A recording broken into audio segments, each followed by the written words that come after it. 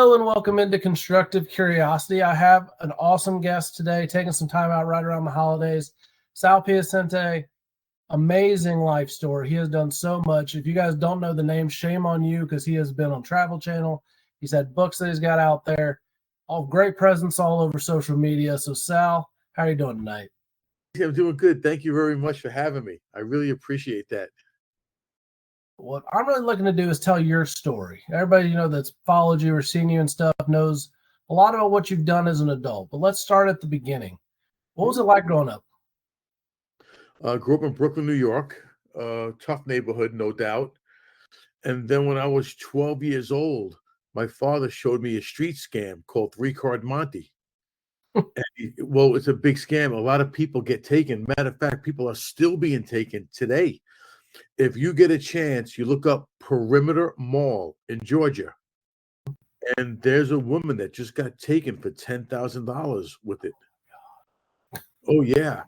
What happened was another woman approached her and said, listen, these three guys are playing this game over there. I know I could win. Would you come with me just for support? And she did. And she watched this lady win money. Yep. Basically, it's a game played with three cards. Two reds and a black, or two blacks and a red. There's different combinations you can use. And when I mix them up, you got to find the black card. So you know what's in the middle. So she bets the middle, and she won the money. Well, now the other lady wants to make a bet. And now the guy said, I'm not throwing for under 10,000 because you just saw me lose 5. The lady went to the bank, withdrew 10,000, came back. And here, if you just watch the queen, I mean, you'll see it. So you know what's in the middle. It's still in the middle. But when I go like that, you won't think it's here, but they know it's here. And when they bet on it, they lose. Oh my gosh. And the lady lost 10,000. Yeah. And it's a total scam. I don't know if you want, I'll get it. Should I go up higher? Do you want me to go up higher so you get a better view coming down on me? Sure, that's perfect. Sure. Let me get a stand right here.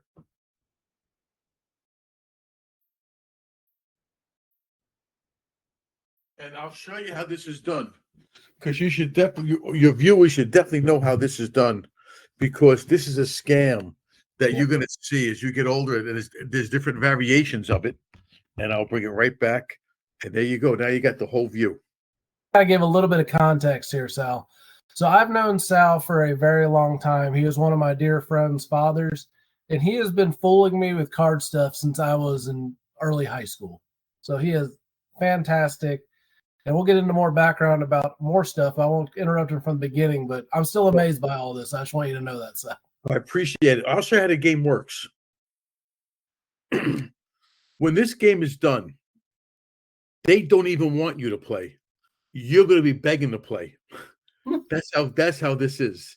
Believe me. What happens is you walk up to this game and you're going to see a bunch of people playing. You don't know it, but everybody else is involved in this except you. So I'll say, here, watch the queen. Keep your eye on that queen. There it is right there. Keep your eye on the queen.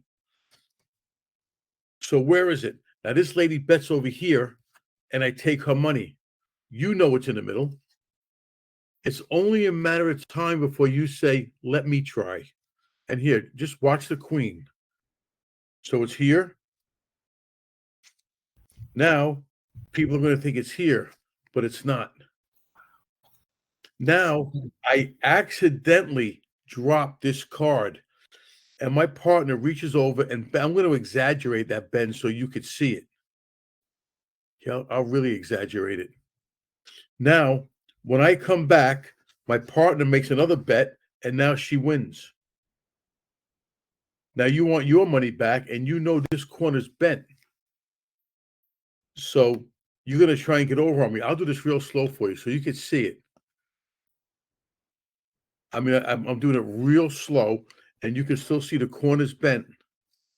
Now, when you bet on that bent corner, it's not there anymore.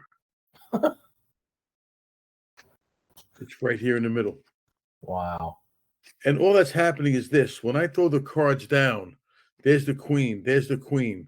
And there's rhymes that go with it. Like that's the bee, that's the honey, and that's the card that wins the money. I didn't throw the queen down. I threw the top card down instead of the queen. So I show it's here, and I threw the top card down. Mm-hmm. Jeez. That's how it's done. So here, where's the queen? Looks like it's here, but it's not. And then when this corner gets bent, when I show you the queen again, I'm really bending this queen right now with my pinky. Oh. But you can't see that. It's all hidden. Now, when I show you the queen and I throw down the 7, at the same time, that finger straightens that corner out when I come down. So you can't win.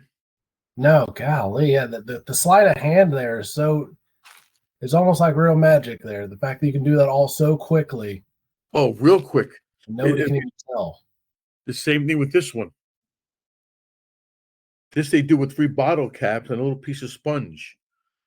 And here, I mean, I can't get any slower than this. So here, so it still looks like it's right here, but it's not. Now it's over here. Oh, gosh. Watch, it's right here. Mm-hmm. So when I move these around, I'm going to switch it. So you think it's here, but it's not. Now it's over here. And if you were to bet on this one, then I would make sure it's not there anymore. And now it's down over here. Wow. That one, like I said, I think I still have pretty good vision. And I'm like, how the heck is that happening? Here, watch. It's right here. I'll do it real slow for you. So it's still in the middle. Watch it. I'm going to do it real slow. So it's still in the middle.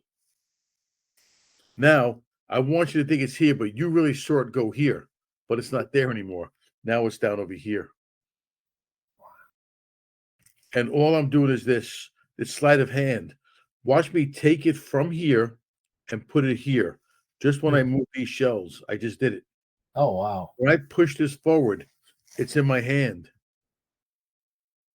Yep, so you're grabbing it and sliding it. Okay. Exactly. Now I can load it anywhere I want. If I want to put it on the end, all I got to do is just pull it back, and now it's there. If I want to put it back into the middle, now it's here. If I want to put it back over here again, now it's there. When I push it forward, it comes right out. Now it's in the hand. So these are the games that started my whole career off. My father showed me these. He said, "Son, you're going to see these on the street. Don't play them." And that was it. Now I'm like, next day I'm in the schoolyard. Find the card of black, win your money back. And I was taking lunch money, and that was my whole start. Then after that, it was just reading, and wanting to learn as much as I can. Then when I was 13, we went to Vegas, and I got to see the strip when it was iconic, the Rat Pack, Sinatra. I got to see the real Vegas and fell in love with the industry. Came back home, and I knew when I was 30, we didn't make it to Vegas, but I knew I wanted to be involved in that environment. So I turned 16. I dropped out of high school. I joined the Marine Corps, received my GED in the Marine Corps, got out with an honorable discharge, turned 21 in Blackjack school, and casinos has been my whole life. Yeah, so what was your favorite part of the Marine Corps? Excuse me? What was your favorite part of the Marine Corps? Oh, wow. My favorite part. I had to say, I know it's going to sound really crazy. It was Paris Island. It was boot camp. That's what really, really showed me Esprit de Corps, Semper Fidelis. That really showed me. I mean, it was what the Corps was all about. Of course, I hated it at the time. But looking back, I mean, I could tell you everything as if it was yesterday. It was all just drilled in, right? Sure. Matter of fact, okay, you were in as well.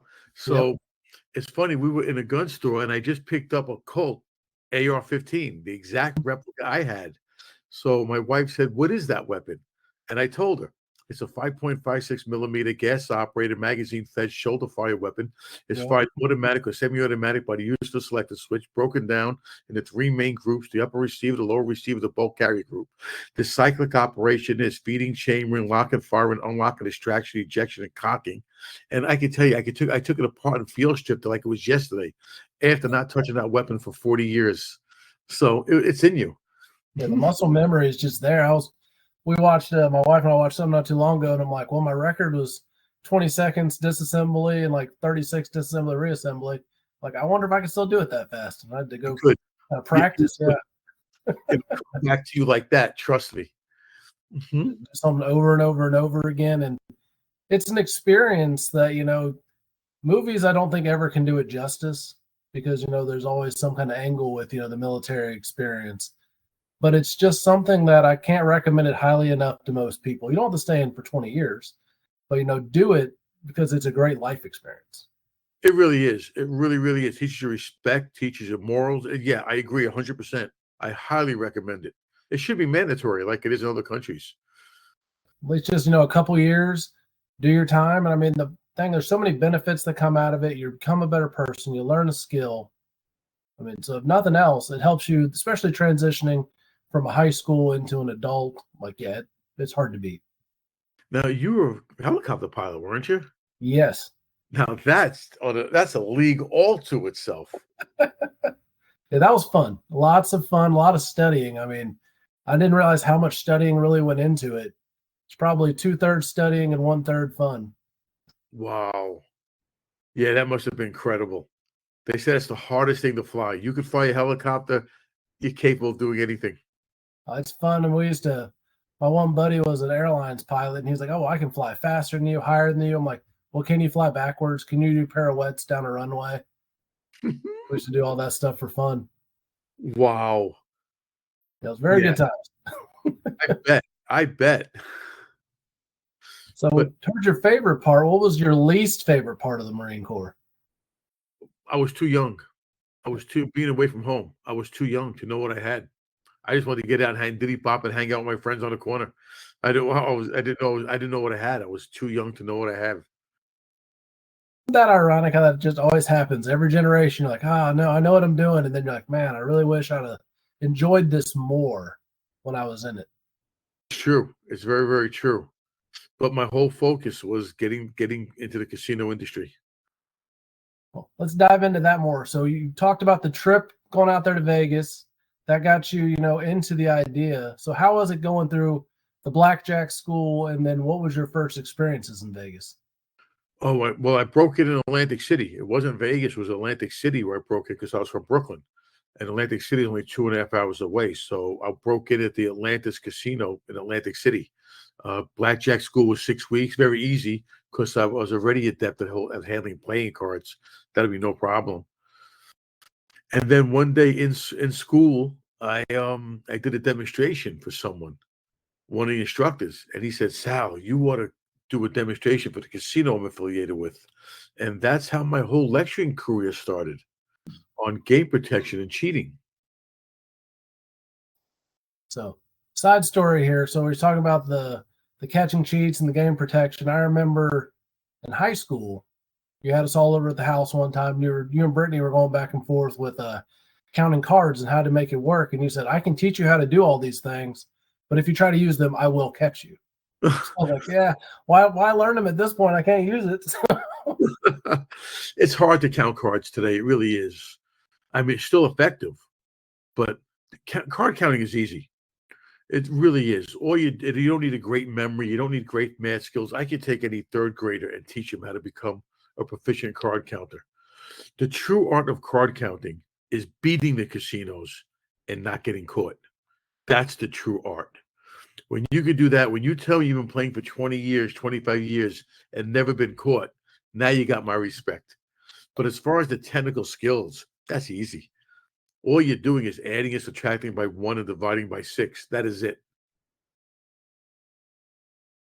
So you don't need a great memory, but there are other skills where memory would come in. But card counting is not one of them. So you got into the lecturing in Atlantic City, and then when did you actually get out to Vegas? I got out to Vegas in 1996. 1996. I opened up. Well, I worked at the El Cortez. I'm sorry, 95. I worked at the El Cortez. I dealt craps, and then me and D went to Reno, Nevada, and opened up the Silver Legacy. Oh, We worked out in Reno for 1 year, and then we went to Vegas and opened up the Monte Carlo, which is now Park Grand. So out of all the games, what is your favorite? Oh, blackjack. Blackjack for sure. Yeah, and without a doubt. So when you were a dealer, what was the biggest loss you saw somebody take at a blackjack table? Oh God, 50, 60,000. And Oh, that's my table. I mean, I'm not even high limit. You'll yeah. see people in Macau, they'll lose 2, 3 million with no problem. Oh my goodness. Blackjack's one of those games where people think they know how to do it and then they don't. That's what I've realized watching people play blackjack. You think you know what you're doing and you get over your head real fast. Math doesn't lie. Yep. These games are all mathematically designed for the casinos to win. So as long as they can keep you there, they're going to win. I'm on a lucky streak. Nope. If you hit, you should probably quit. If you That's win absolutely one, right. you should walk away. Absolutely right. If you're on a real big lucky streak, you win a lot of money. What do? They comp you a room. They keep you there. They start comping your restaurants. They invite you back, and they as long as they keep bringing you back, they're going to get their money back. They'll win their money back one way or the other. Yeah, you're going to eventually spend it all back in. That's right. Absolutely right. Oh no, you already mentioned D. That was going to be my next questions. How did you meet D? Oh, funny story. We met in a dealing school, and she was. Let's see if I have any coins here. She was a student in a class, and I did a demonstration. And real quick, I'll just show it to you. You take coins, regular coins, and here I'll take a playing card. We'll use pennies. It doesn't make a difference. But watch this. I'm going to put some coins. I don't want to do any sleight of hand. That's why I'm putting the coins under the card so you don't think I'm going to switch or anything. Think of a number from 1 to 10. Any number you want. Don't tell it to me. Yep, You got it? Remember it. Take that number and double it. Okay. Add 10. Okay. Break that in half. Okay. Now, for the last step, subtract the original number you started with. Okay. You have a 1-digit number, correct? Yes. No matter what that 1 digit is, break that 1 digit exactly in half. No matter what it is. Did you do that? Yes. I would bet you that's how many pennies I have underneath that card. Would you bet? And Sure. that was my bet with her. And I told her, whatever you want, you win. But if I win, I get to take you to dinner. And she said, oh, you got a deal. What was your answer, your final answer? Ended up with 2. 2. Yep. Couldn't have been. You sure you did it right? So we went from, sorry. Think of any number from 1 to 10. Yep. Double it. 16. Add 10. Oh, so no, it wasn't 2. Sorry, you're right. I divided twice there. Add 10, 26. Break that in half. If that in half, be 13. Subtract your original number. Okay, so it'd be 5. 5. And then you break 5 in half. 2.5. 2.5. Well, guess what? I win. And I got to take her to dinner, and that was it. That's awesome. It was our first date. Hilarious. That's a great story. Yeah. And no matter what number you start with, you'll always end up with 2.5. I always carry these coins in my wallet, and I always carry 2 double-tailed coins. Yeah. Well, see, the half got me at first. I was like, did I do the math wrong there? I shouldn't end up with a half. I'm like, oh, I did. With the double-tailed coin, if we were going to do something, we flip for it. I would have you call it. Most people say heads, so I'm going to get tails because it's 2-tailed. If you say tails, I just put the coin in my pocket and I say, oh, you're a sporting man. Or I have 2 quarters. You have 1 and I have 1. Let's suppose 3 of us go for dinner. When the bill comes, we would say, let's flip for the bill. So we all take a coin out and we all flip, and the odd person loses. Well, me and you have 2-tailed coins. So me and you keep getting tails. Sooner or later, that guy's going to get heads. Yep. We win. So I always carry 2.5 coins with me and a double-headed quarter. Always. That's crazy.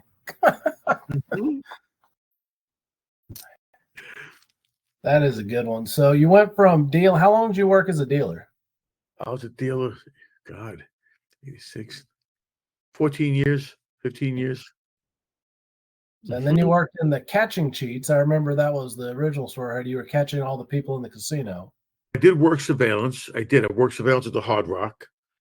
And then I started playing. We bank games. I was a player for about a year and a half. And then I opened up my own consulting company. And that's when you all got. How long did you stay in Vegas with the consulting company? In Vegas till 2000, and then we moved here. And I opened up my own company in 2006. Yeah, what brought you to the greater Cincinnati area? Well, what happened was we're living in Vegas, and one corporation actually created a position for me, but they wanted to relocate us from Vegas to this area, which obviously this area is a much better place to raise a family than Vegas. So it was the right thing to do. Yeah, I've heard lots of rough stories. I still have not had a chance to make it out to Vegas yet. It's on the bucket list of places to go. Put it on the bottom of the list. You're not missing anything. Heard it's not what it used to be. I mean, that's what Uh, I've heard from a lot of people. it's not. I mean, you can't even play blackjack. It's $15 a hand. You need a big bankroll just to play. If you want to go see a show, especially with a family of four, you're dropping thousands. Yeah, it's ridiculous today. It really is. Yeah, what I'm hearing is that's a trip once the kids have grown up and moved out of the house.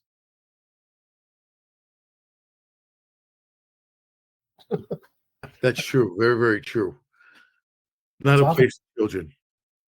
yeah, I'll keep that one in mind. Then, like, we'll just save that for about another 10, 15 years, and then we'll go for that one. Fair enough. But so in this area, I know you worked at you opened your own school, correct? We had a dealing school. Yes, we did. But then What made you want to do that? well, Dee always wanted a dealing school. She always wanted one, so we did it. It was the first school in Kentucky. It's probably the best school I've ever seen. But we were traveling so much, we were never there. So, but we did it. We had the first school in Kentucky, so we're proud of that one. Yeah, and I mean, I remember that was a big deal, and it worked basically, it's supplying a lot of people to the local casinos here. Yes. Oh, yeah. Yeah. Learn how to deal. It's a great career. It really is. And it's something that people wouldn't normally think of, but I mean, it's a booming industry right now. It's growing a lot in this area. It is. However, if you're single with no responsibility, I highly recommend it. But if you're a family person, I wouldn't. You can forget holidays. You can forget weekends. You're working crazy shifts. Yeah, I wouldn't recommend it for a family man. So good starting out career or bachelorette career. Yeah. Hmm. But Good thing. where else can you come out of high school and start making 60, 65,000 a year instantly? Nowhere. 20 minute break every hour. You know, Yeah. they feed you, they give you uniforms. So it's a trap. It really is. The money is too good for the little amount of work you do. So I never thought of it that way. But Mhm. I mean, I guess it's not overly intensive compared to other careers. No, no, no. Any monkey could deal blackjack. Believe me. You can train anyone to do that. It's the customer service and the personality that's what's going to make it. I bet there's a lot of you got to be able to talk the right way, keep people engaged, just the right amount of politeness without being overly polite. Exactly, exactly. And you cater to the players. Some players don't want to talk. They don't want conversation. A They lot just of want reading the room. Emotional intelligence goes into it quite a bit, I'm assuming there. does. It really, really does. You got to read the player and you cater to that experience. We're talking about all the traveling that you guys were doing. Mhm.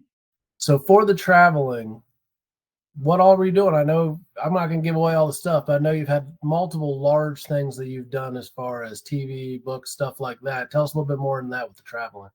Oh, wow, I did a lot of television, and then I was a host of my own television show called Game on America for the Travel Channel.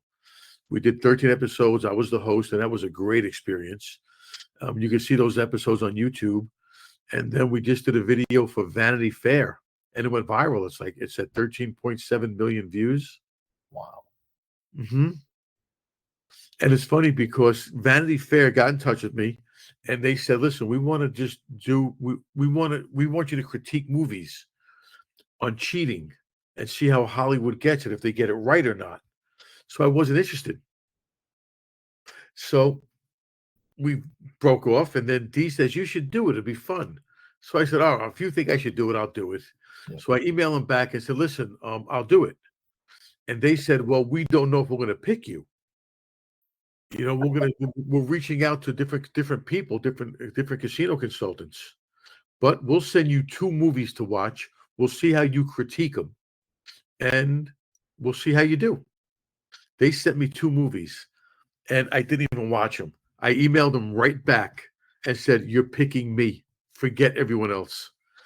And Casey, I'm not cocky, but what happened was, out of all the movies that they sent out, the 2 movies that they sent to me was Rain Man and Casino.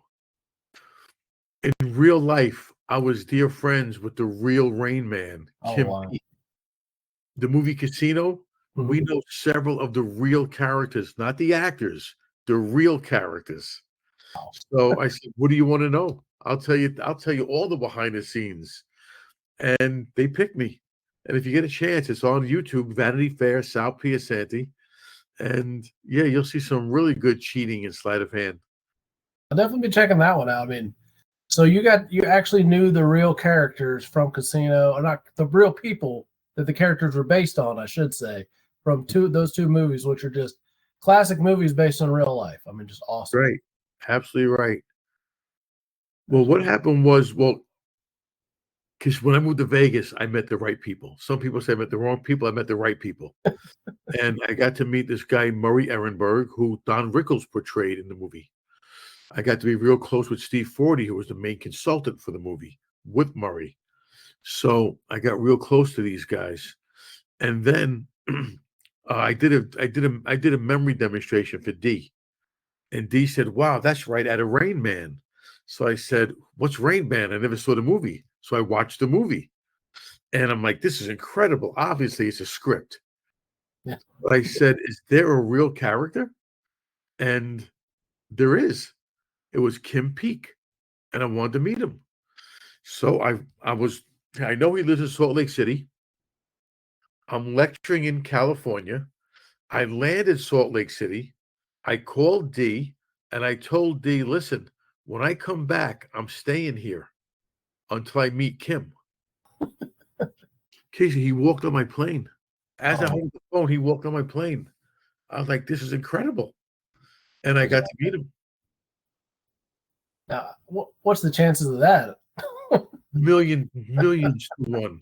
So I said, I got up out of my seat. I said, Mr. Peek, his father, Fran, I said, I always wanted to meet you and your son.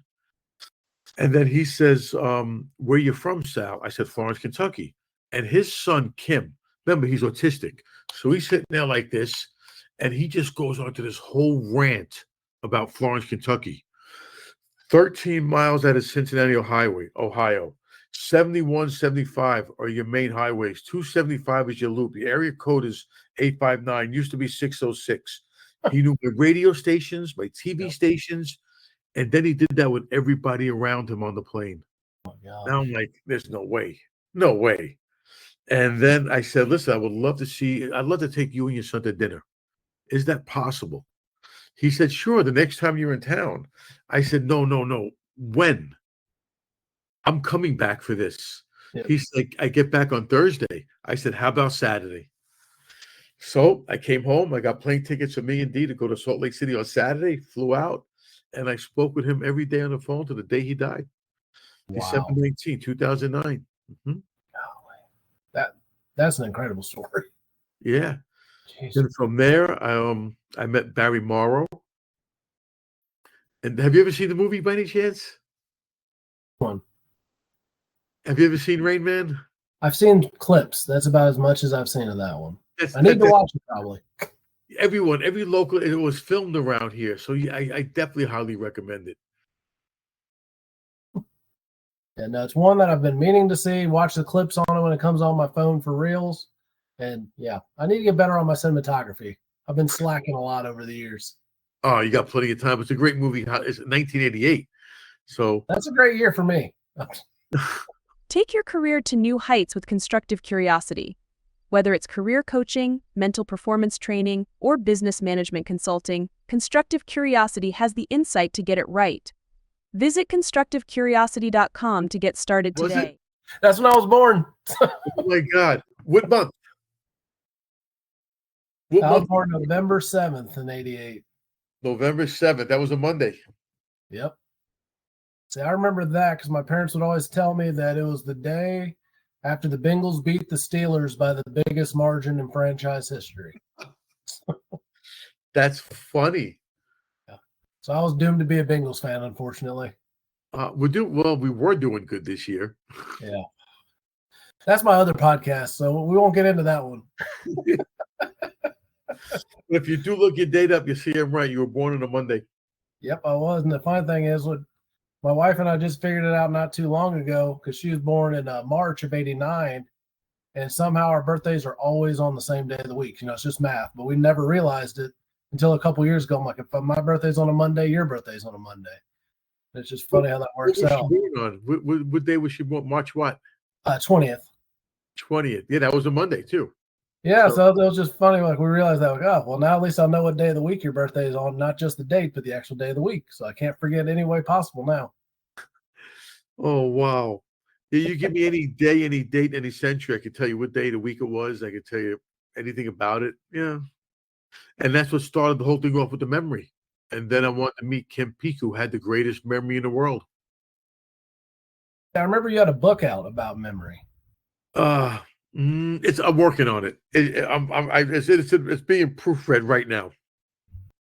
Yeah, I have DVDs out, but my first book on memory should be out by early next year.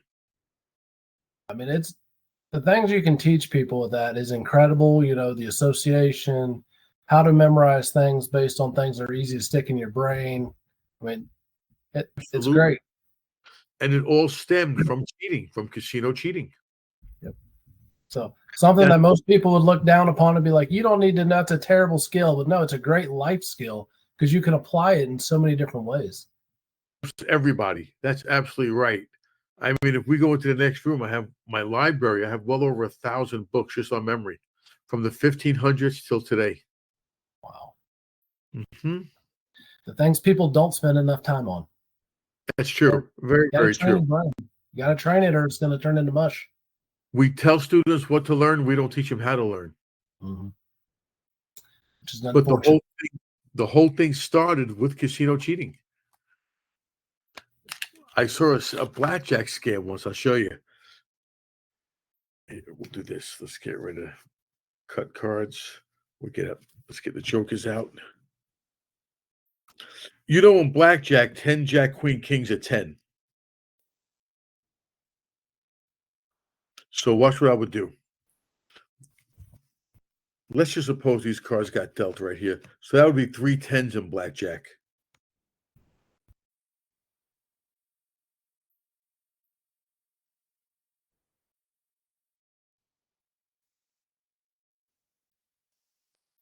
So now those cards are memorized. Now when I'm a dealer, it looks like these cards are being mixed, but they're not. I'm keeping those cards right in order. Now when I get ready to deal, here's your 3 10 values, 3 6 5, a 10, an ace and a 10. Then here's your 9 and your ace. Another ace, a 5 and a 7. So I would memorize those cards. I pick them up, not really shuffle them, and then those cards would come back out in the order as I picked them up. So you'd be able to actually pick who's winning what and where because you knew what the cards were. Exactly. I'll know exactly what's going to come out and who's going to win, who's going to lose. So are the advantages to the house. Yeah, that's cheating. That's a huge advantage. That's 100%. Yeah, you can't mess up when you know it's going to happen. No, you're not going wrong there. Yeah, so makes me think of the Wild West. It's a good way to get shot back in those days. That's the truth. That is the truth. It's a dangerous profession. I know we both have a we're big fans of Tombstone. I know you've been there a couple times and got to Don't even meet the start Doc me on that. Hollidays. Don't even start me on that. Well, I got to start you on that. That's another bucket list place for me. Oh, here you go. That is the Tombstone epitaph from the Oh, wow. gunfight. Yep. That's the real Doc Holliday. That's Wyatt. That's Morgan. That's Virgil. That's the signed poster. These books are all Tombstone. That is awesome. Yeah. So All the that funny is thing. Tombstone. Yeah. Wow. Yeah, this whole room is dedicated to Tombstone. The funny thing, back to connection to gambling. What got me into Tombstone stuff was my grandfather taught me poker. So me and my sister and my good friend would sit down there and play poker with him, and he gave us all nicknames, and I was Doc Holliday. Then I became a huge Doc Holliday fan. Oh, that's outstanding. Yeah, so big Doc Holliday fan. And I got to ask, and there's only one right answer to this: who has played the best Doc Holliday in a movie? Val Kilmer. Exactly. Yes. There'll never be another. No. I mean, I felt bad for Kurt Russell in the movie because you totally got upstaged by your supporting actor. Like, not even close. Totally. Yeah, he stole the show. If you do get out there, let me know, because the town of Tombstone is really good, but I have a good connection with Mescal, and that is where it was filmed. They actually built a town.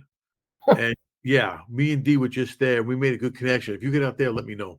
No, it's on the bucket list items. We're hoping one of these years to get an RV and be able to actually drive around and see a whole bunch of things we want to see. And with the kids, flying is a little prohibitive. We'll say that it gets a little expensive at times to fly with the 4 kids. I bet. Yeah, it would. Well, how long are you in Florence for? What now? How long are you in Florence for? I'm here for a few days this time around. We're moving back in probably 6 months.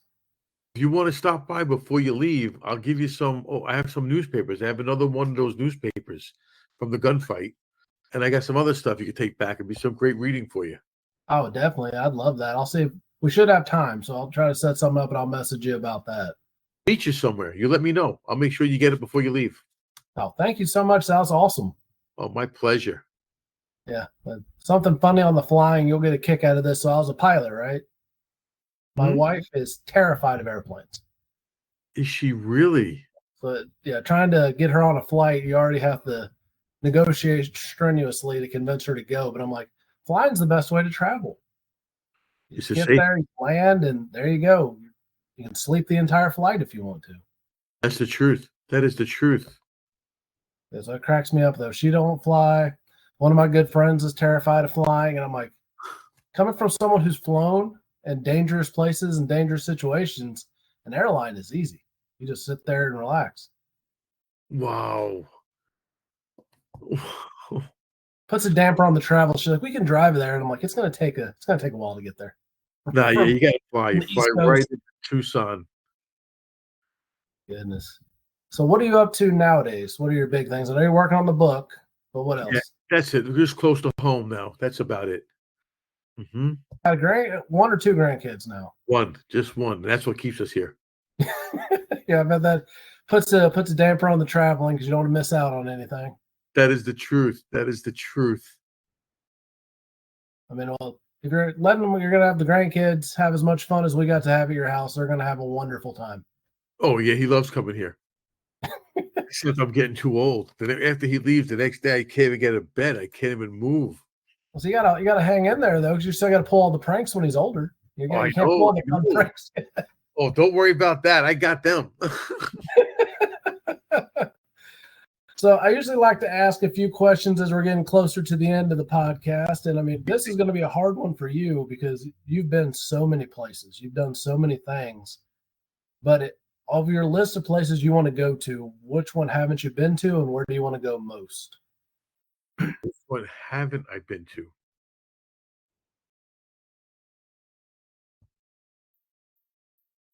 God, I don't know. That's a good question. Which place haven't I been to that I want to go to? Oh, I figure this would be a hard one for you. yeah, it is. It really is. Because my favorite place is Macau, and I love Vietnam. Those are my two places I love to go back to. So where did you go when you were in Vietnam? We were all over.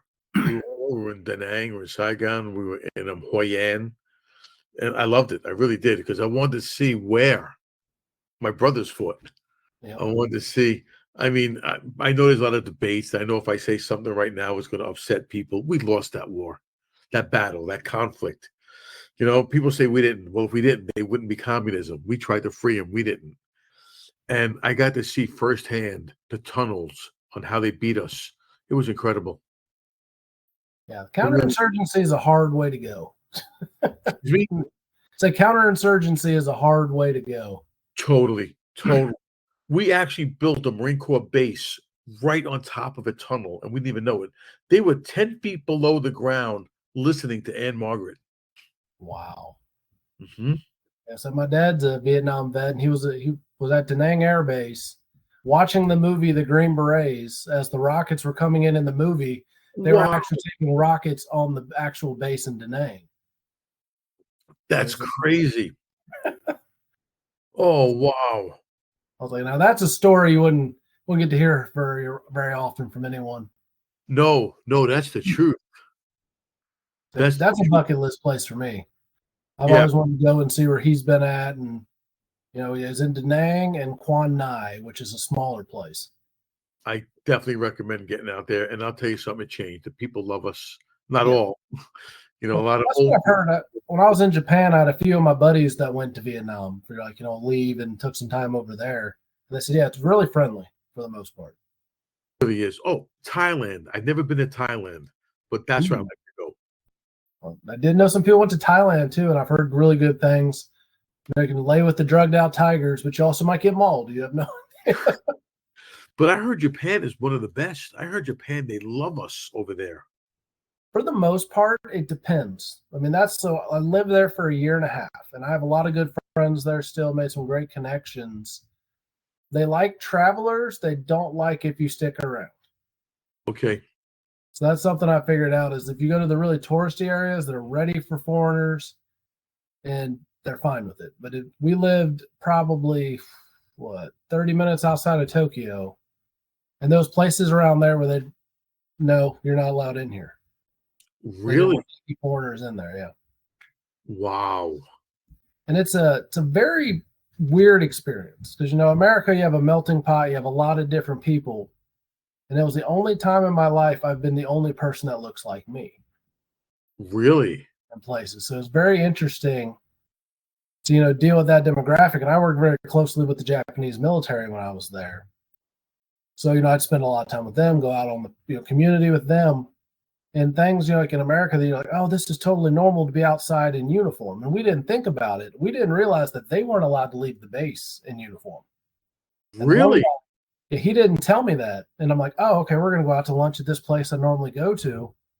And he's like, he didn't tell me because I outranked him. So he didn't even tell me until we came back. He's like, oh, we don't leave base in uniform. And I was like, well, you could have told me that before I embarrassed you in front of everybody. Wow. That's something. I didn't know that. What the reasoning? What's the reason?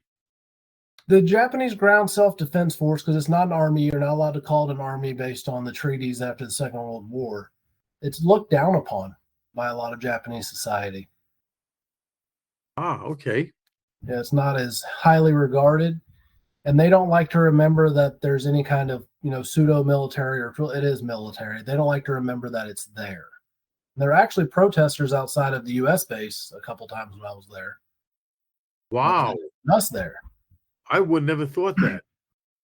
I know it's weird because you hear all the great things. I'm not saying Japan was terrible. I loved it. I got to experience so many awesome things. But under the surface, it just goes to show every place you go under the surface, there's things that most people don't see. It's the truth. It really, really is. It really is. I mean, like I said, I also had a lot of wonderful experiences, got to go to some of the best restaurants I've ever been to. I made a lot of really good friends. I mean, if you want to have a fantastic dining experience, go out with a bunch of Japanese guys because they will feed you until you're about to burst. Make sure your cup is always full and you will laugh nonstop. Wow. Yeah, I've heard that. I heard that from a lot of people. Very good time. Skiing is incredible. And the funny thing is, I don't like cold weather, but my favorite part of Japan is actually in Hokkaido, which is the northern island. And it's a city called Sapporo, which was really built by the U.S. at the end of World War II. That's when it really blew up and grew. And where Tokyo is, everything is thrown on top of each other. Sapporo is like driving through Cincinnati. It's very segmented and blocked and easy to navigate. Because Tokyo, it's 5 layers of roads. So your GPS it's like turn right, and you're like, I'm on an interstate, I can't turn right. It has to reroute you some kind of crazy way to get to where you needed to go. Wow. That's it. Yeah, Tokyo is like nowhere I've ever seen before. Yeah, I heard that. That's on my bucket list. Yeah, if you do it, you should definitely go. Just tell if you ever go there, let me know, and I'll tell you all the fun places to go. Being so close to it, yeah, we can make it to Tokyo in an hour, 30 minutes to an hour. All right, if I get out there, you'll know. Yeah, it was nice. It was a very nice place to be. So Tokyo is one of the bucket list places. All right. That in Thailand. Yeah, Thailand. I know a lot of buddies that went there. I can make some recommendations for that as well. Okay. So hey, I can actually help you with something. That's great. Oh, please, anytime. I don't mind that at all. Next question here. So, looking back at stuff you've gotten to do, what would you like to do again?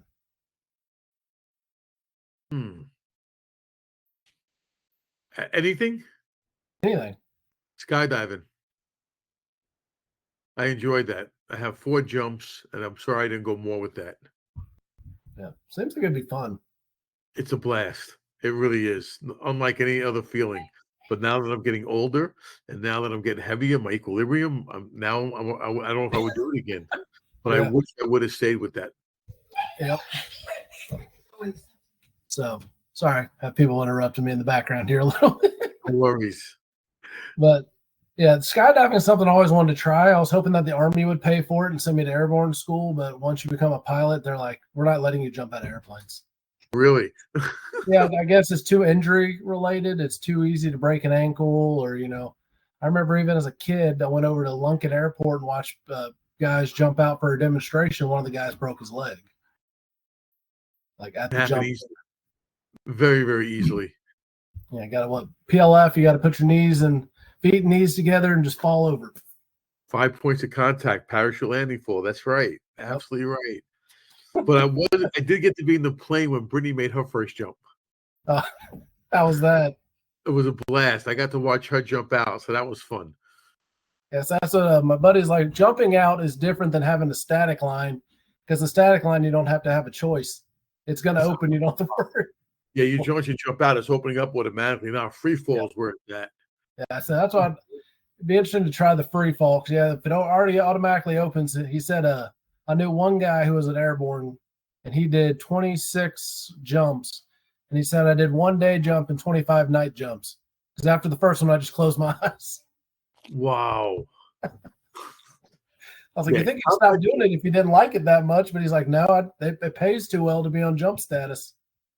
Yeah, combat jumping is a little bit different than civilian jumping.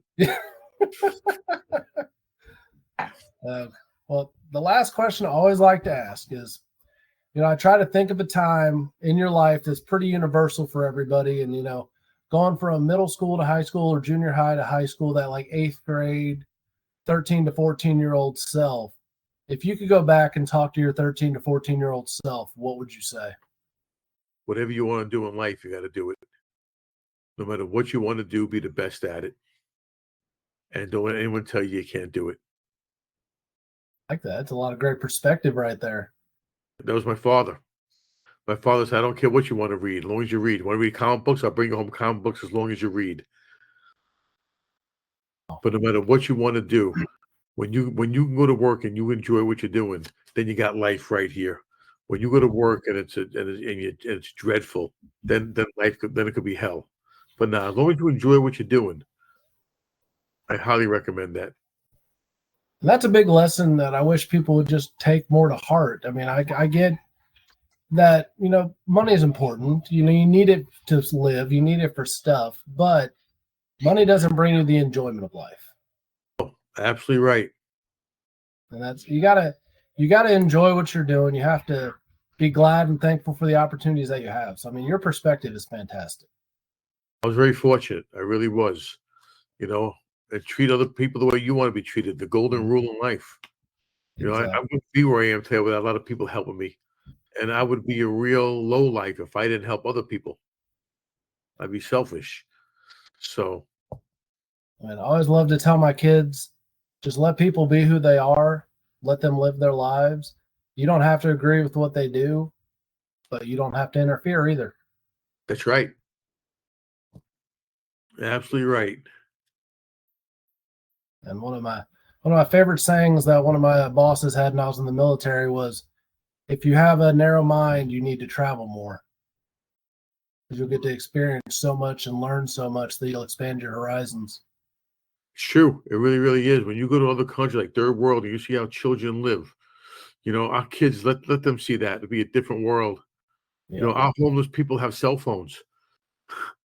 Other places, there's no support and there's no help. And third world countries really opened up my eyes when I went to the Philippines. We're very fortunate. We're very blessed to live in the country we live in. So for lots of reasons, that's what Afghanistan brought to me a lot, was you got to land in different places and you'd see these kids and you're like, this is probably the most interesting thing they're ever going to see in their entire life, is just this helicopter flying by for just a minute, because otherwise they stay in this tiny little village inside this valley and never see anything else. And that's where they're going to die. That's right. Mm-hmm. They're going to, most of them, not every one of them, but that's where they're going to spend their lives. And that's it. You're absolutely right. Absolutely. Isolation was something that always surprised me over there. Is, I mean, they'd have villages dug into the side of a mountain, literally in the side of a mountain. And these people had not left in hundreds of years. And that's why, the Russian troops came in the 80s and then U.S. troops came in. That was the first outsiders they had seen in a long time. Wow. Isolated. Yeah. I couldn't imagine. Crazy place. Isn't it? But we live in a great country with a lot of opportunities, and we got to take advantage of them. So that'd be my recommendation. Find out what you want to do in life and make sure you're just the best at what you do. Exactly. I like that. You got to work hard to get what you want. It's not going to come easy to you. But no, it's not. I lived with these things for about, I don't know how many hours a day, perfecting right. But everyone, where's that going to get you in life? Except my father. My father's like, no, if that's what you want to excel, be the best at it. And this got me a great career, a great life. What's the saying? Follow the passion and it all fall into place. Like that. That's right. I would agree on that. So you got to do what you love. I mean, this has been a fantastic interview. I really appreciate you taking the time with me tonight. It's been a long time trying to put this together. I'm so glad we finally made it happen. And I think there's probably going to be a follow-up at some point. Maybe we'll get D on the follow-up. No, we'll look forward to it. And if your viewers want to see more, let me know what they want to see. We can talk about memory. We can talk about gambling. We can talk about casinos. We can talk about street scams, bar hustles, anything you want, we can talk about. Right, absolutely. Any closing thoughts? No, thank you for having me. And man, I want to make sure you, your family, your viewers all have a happy Thanksgiving and a very happy holiday. And be safe. Sal.